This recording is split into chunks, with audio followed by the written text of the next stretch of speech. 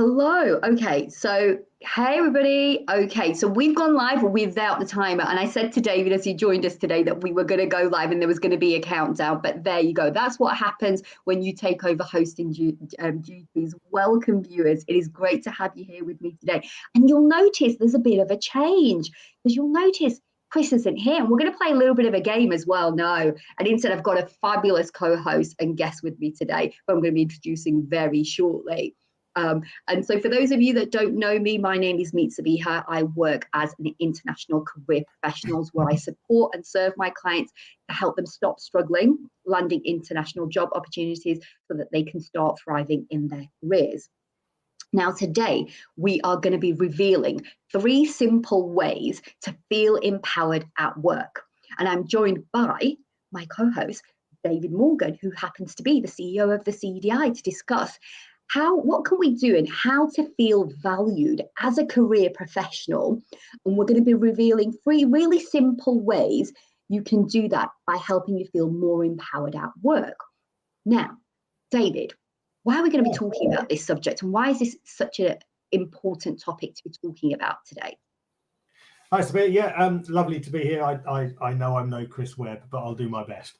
Yeah, I'm David Morgan. For those who don't know me, I'm the Chief Exec of CDI and working with Chris and Sabiha and love being on the show. And today we're talking about how to feel more valued. This is something that comes up regularly. We do the CDI Big Listen survey twice a year, and in the winter one, we ask people about their perception of working and career development. And both years we've done it so far, and we'll continue tracking going forward. People are incredibly proud of the work they do within career development, and rightly so, but really don't feel valued either individually for the work they do in some instances or as a profession. So this is the week before the UK Career Development Awards, our biggest opportunity to showcase and say well done to people who are doing fantastic work. So yeah, Chris and Sabiha said, well, why don't we have a conversation about, well, what can everybody do to feel more valued about the work they do? So hopefully you'll enjoy our 3 tips.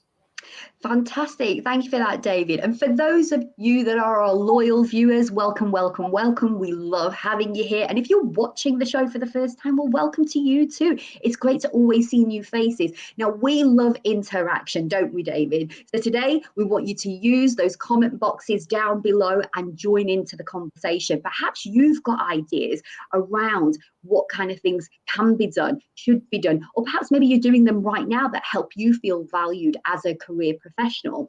So let us know, join in that conversation.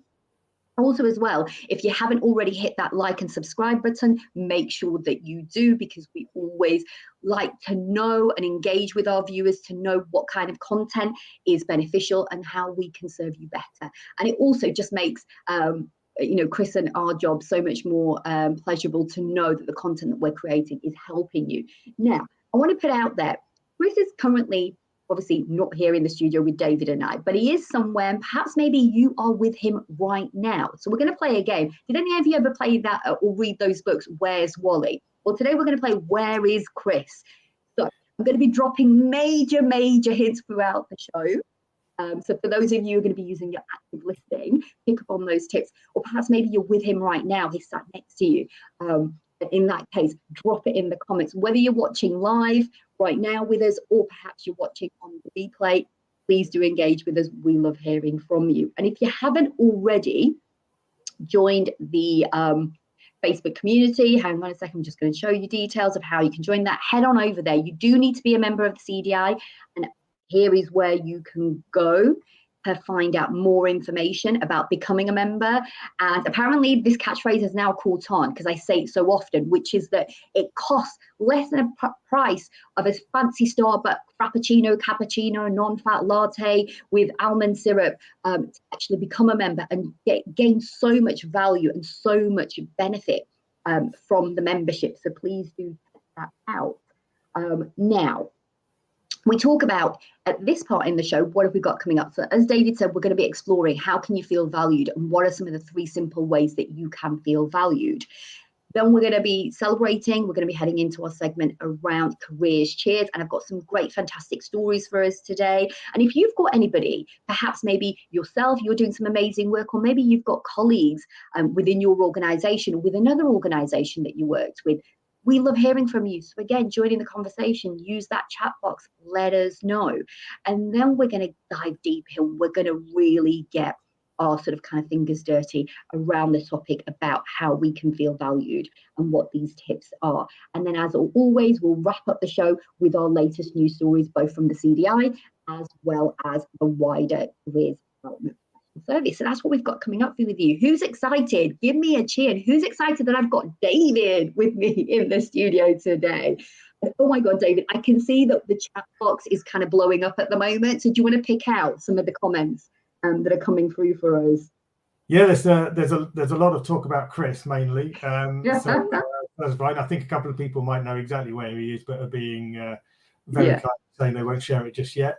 Okay. One lovely one from someone saying one of the best ways of making someone feel valued is to say thank you, and thank you to both of us and to Chris. I think mainly to you and Chris for all you do on this show. Well, listen, thank you David, very much for that. You have very nice to see. And yeah, we're gonna give the tips on personal, professional, and kind of policy ways of getting involved in showing value. Fantastic. And honestly, David, you are doing a great job. It's not an easy thing to do to step into Chris's shoes, and you are doing fabulous. Wouldn't you agree, viewers? Isn't David already a few minutes into the show and he's already smashing it?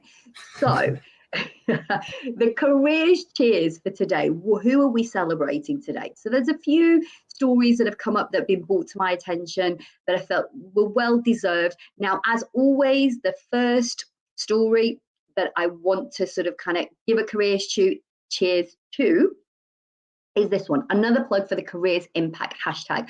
Please, viewers, you are amazing. You do fantastic work, and especially for those of you who are proactive and do a lot of sort of kind of posting online. Please share your inspirational stories of how you support clients as part of the CDI campaign using the hashtag.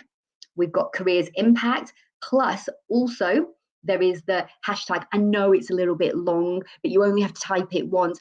So much more than talking about jobs, because it really helps us spread the word, not only within our sector as career development professionals, but also in the wider community as well, for all of those clients that we serve, who we sort of want to empower and to make more informed career choices.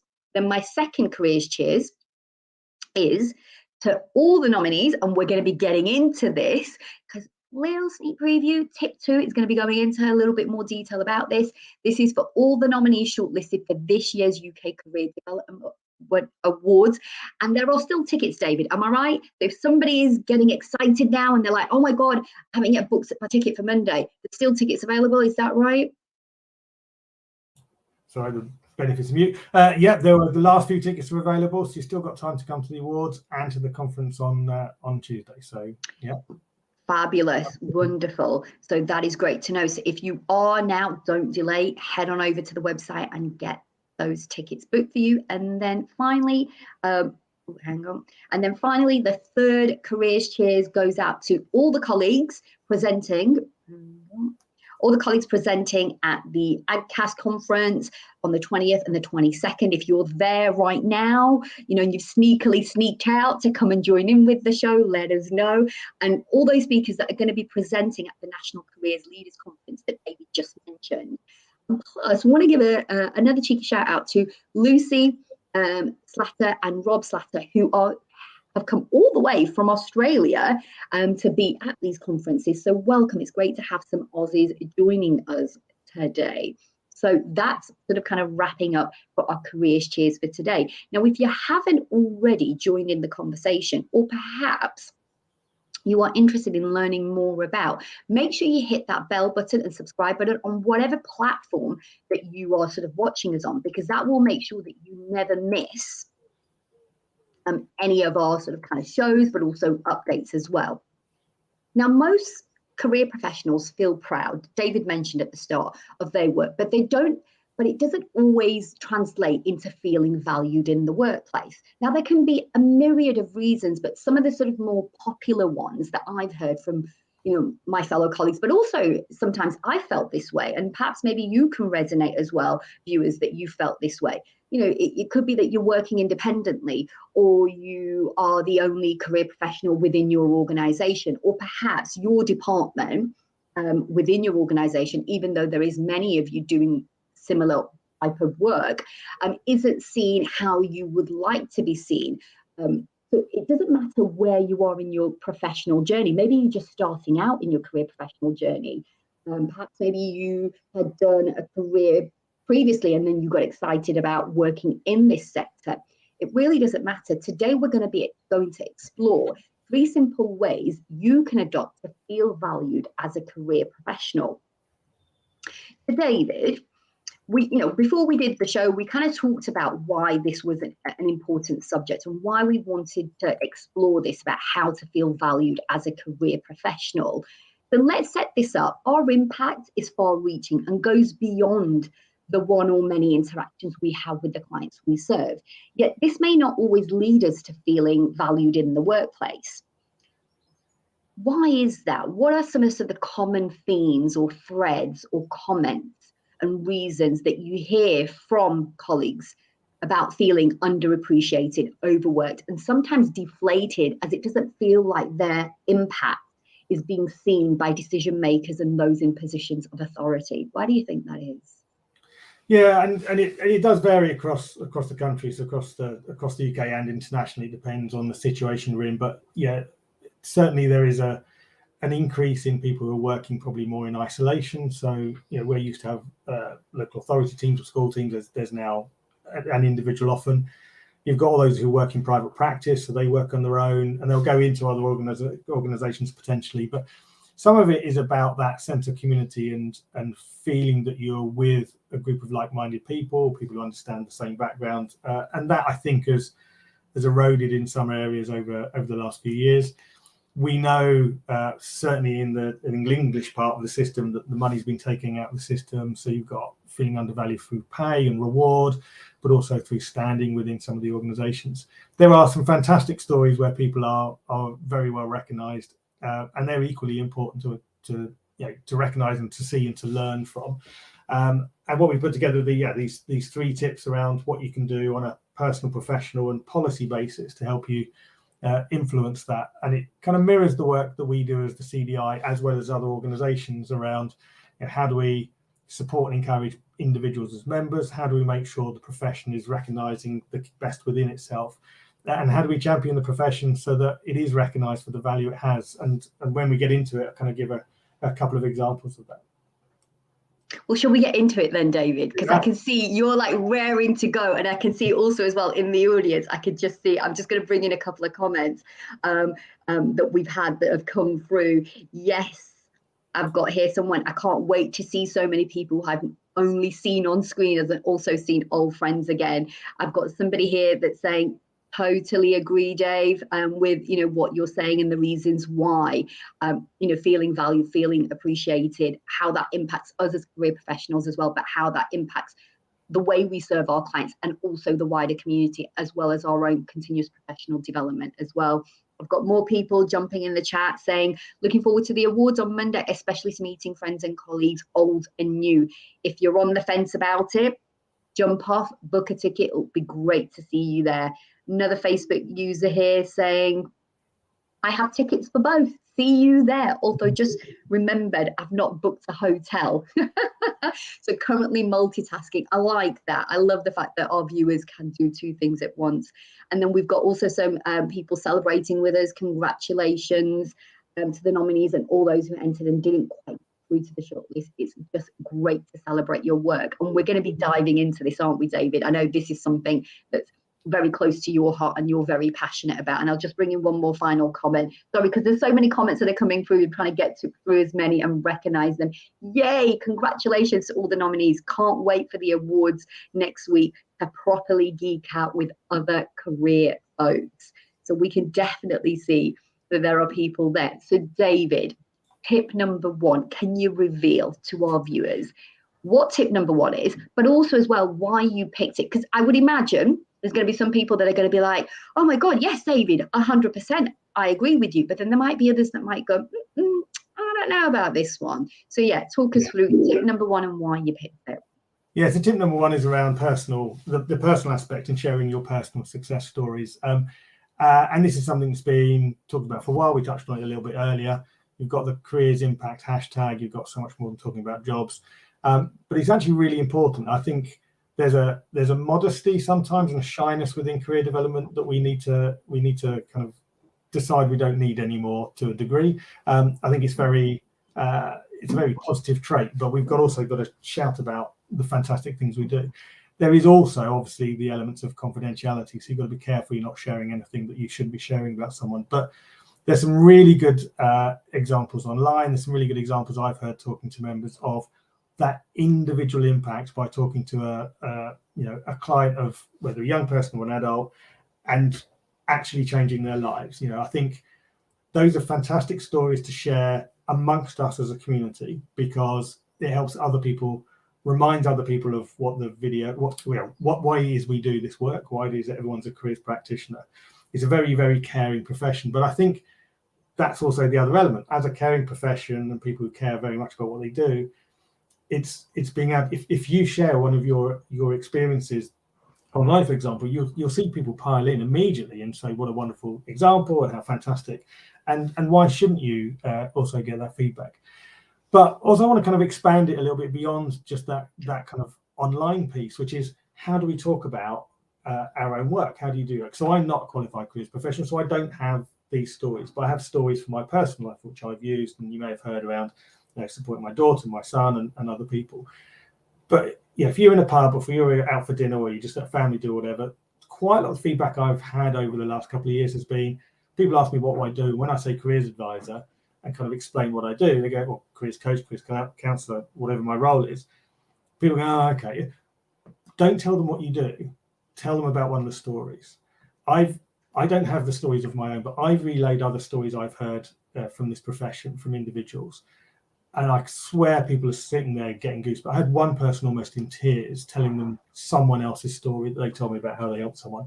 It's incredibly powerful. It underpins everything we do. And it doesn't matter how much evidence we have to show the economic and social impact. If we don't have those stories, then we don't get to the heart of it. So yeah, storytelling, as someone's just put in the comments, storytelling is so powerful. So think about it, not just online, but also how do you describe your job?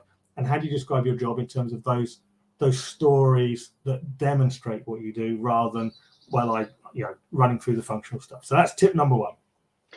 Love it. And already, as you said, I've just got somebody else here who's sort of kind of concurring and actually putting out a story. I've got a client who has a disability and always asks for interview questions in advance to go straight to an interview after prepping with me, through to the next stage.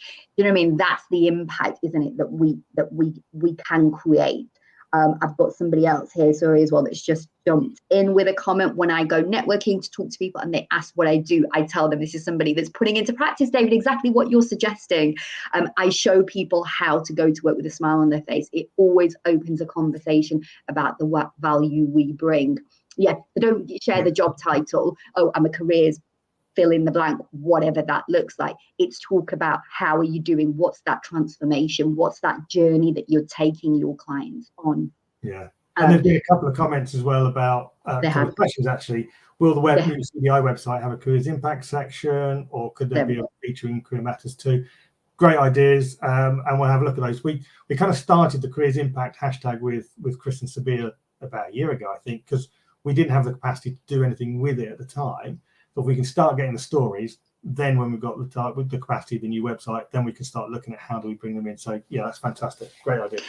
I love it. And I loved how crafty our viewers are as well. They're like sneaking in the questions. I didn't have to even say to them, I've got David here today. And if you've got questions for the CEO of the CDI, slip those questions in. So if you do have questions, you can see, look, he's here, he's accessible, he's open, he's willing to share updates of what's happening at the CDI, but also in the wider sense in the profession, in our profession. So do put those questions to him, and if we get time, we will run through them with him. And so we've covered tip one, which was personal. That was about sharing successes and not being sort of shy. And I get that, because I know when Chris and I started this show, oh my God, we were like, we'll just do a podcast. We won't put our faces on screen. We'll just do something where you can just hear our voices. And eventually we realized that because we're so passionate about the work that we do and we want to have more impact, that this is in 2023, this is just one of the ways, and a very impactful way of how we can connect communicate and share stories. And so for us, that was really important. And so tip number 2, David, what do you have for the viewers for tip number 2? And why did you select this as tip number 2? Yes, tip number 2 is a timely one because of the UK Career Development Awards. So it's about professional recognition, and it's looking at the work you do and go, how can I get more professional recognition for the work I'm doing? So should you enter the UK Career Development Awards, everyone who enters is an achievement. If we focus on the winners, quite rightly, we do a lot of promotion about the winners, but those who are shortlisted have made an amazing achievement because the CDI board have said this is worthy of winning, but there can only be one winner. But even to be nominated, if you have a peer or if you nominate a peer, that's a fantastic piece of recognition. So we've got this fantastic capability, this fantastic way of recognizing people. My question is, one of the questions we wanted to pose today is, so why don't more people put forward a nomination? What's stopping you from nominating yourself or looking at a colleague or an organization you work with and going, I think they'd work really well. We've got 8 categories from pre and post 16 education, public and private practice, research, technology, employer engagement. You've got a range of options there to go for. But beyond the UK Career Development Awards, you've got the Bill Law Award offered by NICEC related to careers research. And you've probably seen some of the promotion more recently for the Careers and Careers Festival in November that Caroline Green from the Talent Cycle is putting together. And that's got a number of awards. So I would encourage everyone in the work they're doing. And again, it kind of comes back to not being too modest and going, actually, am I doing good stuff? Or is a colleague doing some great stuff? And is there a way of recognizing them through these awards, or are there more local awards that maybe there are? Or maybe there's awards you could put on yourself to recognize people in your area or who you work with to go, actually, this is a great little award. We want to say thank you very much for what you do. So professional recognition, that's tip number 2. I love that tip, and for a few reasons why. And perhaps viewers, maybe this was some of your reasons of why you enjoyed that tip, or maybe you didn't like this tip at all. Maybe you're like, no, we should just keep our heads under the bunker, under the blanket, and just not recognize anything that we do, and just be good little soldiers and just carry on working. If that's how you think and feel, join in the conversation. Let's hear that viewpoint. We're not here to sort of we don't want everyone just agreeing with us. If you have a difference of an opinion, we want to hear that difference of an opinion as well, so that we can explore that in a healthy way. What stood out for me, David, when you were sharing your tip around sort of professional recognition, is just so many different ways that can look like. It just reminded me, I'd completely forgotten that I'd done this, but a few months ago, there was an opportunity where a colleague that I've known for a number of years now, and there was an award, there was a fellowship opportunity, and I thought, oh my God, she would make a perfect fellow. So I reached out to her and I said, hey, I want to nominate you. And then what transpired is that there was already other people that were also thinking about doing a nomination for this particular category of recognition. And it was just amazing. And I know it felt good for me to be able to sort of kind of say, hey, I see you, and I see the work that you are doing.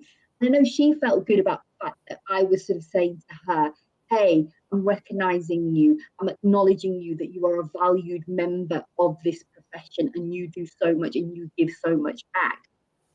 And so that was I see that as a win-win. So I like that. I like that tip that you incorporated in that. And I'm just heading into the chat to see what we've got coming in, because I know we've got a few comments. So we've got here Facebook user saying, we encourage our clients to celebrate their success and achievements. We should practice what we preach. Indeed, indeed, indeed. I would agree with that. I've got also another Facebook user here saying, just like we say to young people, rather than focus on the job title, describe problem you solve. Hang on a second, sorry. I've got comments jumping in. I think, hang on, right, let's bring this comment up from Sarah. I think that is where David's point of working in isolation comes in. You don't get to work with other people that you can nominate. This is why those networking events are great for reducing that feeling of work alone. Absolutely. Absolutely. Any other comments, David, that you're seeing that you want me to sort of kind of bring up? No, I think you covered the ones I would have pulled out, but I think it's practicing what we preach a bit, isn't it? Telling people how to, or advising people and helping people present themselves the best way. as individuals, but also as a profession. It's how do we take the learning from that and go, okay, how do we present what we do in the best way? So yeah, really positive. What problem do we solve? Wonderful examples of, you know, making a difference to an individual. Then that's all fantastic. Yeah. Fabulous. And I just want to bring in this one, shameless plug for a raft of career stories captured on my podcast. So again, this is what I great, you know, for me, I want to build and co-create with, you know, fellow professionals, an atmosphere, a community of where we don't see each other as competitive in a toxic way, but we see competition as a healthy thing, and that we encourage and we sort of kind of, you know, help others rise up as well. And I love this, and this is why it gives me absolute pleasure to plug this for you, which may be useful, which is the work with clients on hashtag head on over sort of to the website Career Alchemy, Change Your Story podcast.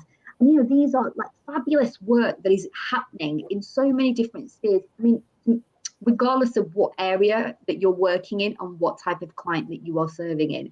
As a career professional, I see as a, you know, it's a great way to support your fellow colleagues, to encourage that sense of cooperation, collaboration. And I think, in fact, oh, there we go. Someone's just jumped in, taking words. I know.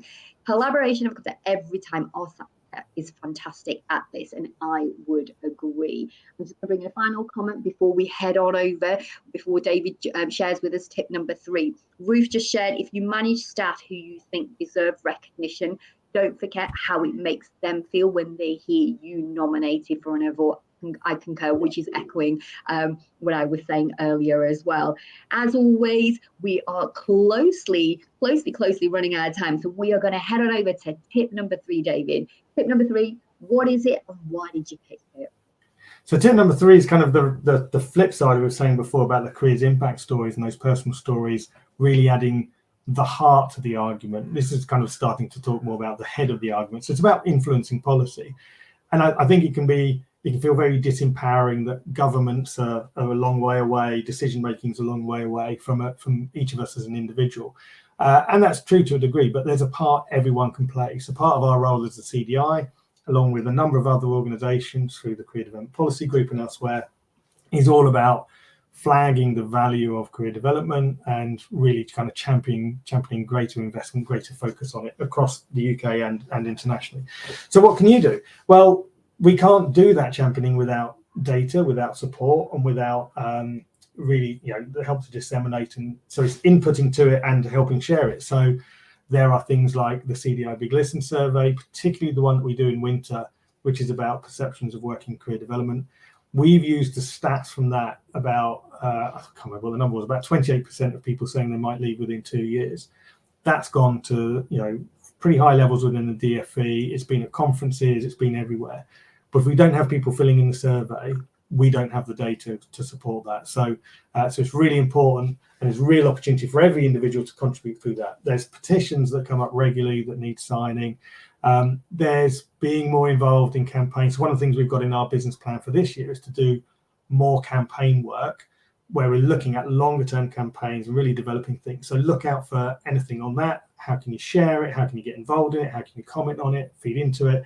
How do you promote it with your network, flagging things to your local MP and so on. So the more we've got massive individuals, and this is one of the things Carolyn Parry came in as president and said is, you know, yes, there's what we need to do as the CDI and other organisations, but what can every individual do to help shout about it? And you've got stuff like, you know, Bella and Catherine's So Much More Than Talking About Jobs was a fantastic grassroots example of policy. So there's a real opportunity, and honestly, it does make a difference if you get involved for every individual to contribute through one of a number of means.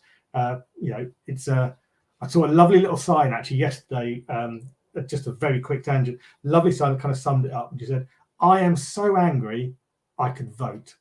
And that's kind of the attitude that we all need to have is, you know, I don't like the way it is, so what can I do and how can I help affect that? So yeah, tip number 3, get involved in policy, small or large ways.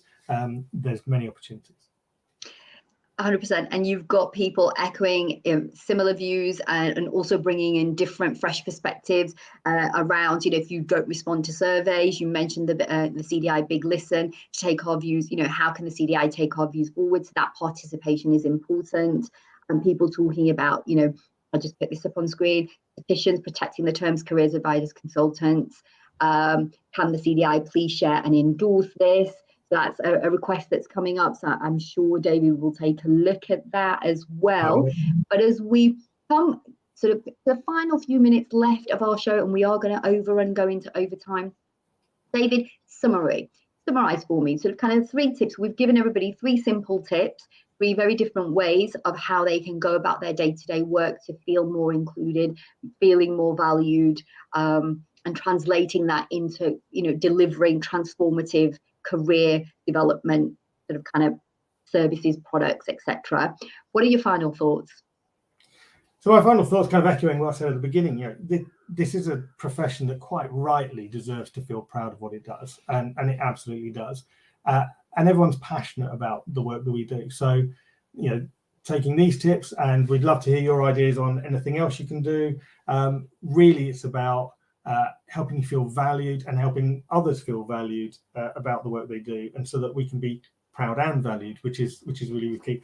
I came into this job thinking my main job overall was to make sure our members felt proud, and I've changed that pretty quickly because they already do. It's about making our members feel valued by the CDI, valued by each other, and importantly, and the big part of our championing work is valued by employers and the broader society. So we're continuing to work on that. But it is something everyone can take part in. It is something you can make a difference to. And hopefully, you've taken away from today that there are some thoughts here. There's things I could do. Let's feel more empowered. How do we change this, and how do we make it different? Small actions all add up. One thing, key things I say when I'm talking kind of in the policy space is, it's not just about the individual conversation. They are critically important. But we have millions of careers interactions every year, millions of career interactions. So we can influence leveling up policies and getting skills into the right areas and filling workforce gaps and developing the skills base for the net zero economy and so on. And that's the kind of thing we need to kind of be laddering up towards. So hopefully that's been useful, and hopefully you can walk away with some ideas and maybe want to share some other tips of your own. Fantastic. There you have it, folks. That sort of kind of wraps up our discussion point for today of how you can feel valued in 3 simple ways that you can incorporate. So I hope that's got your sort of kind of brain buzzing, thinking about different ways, in simple ways of how you can incorporate that.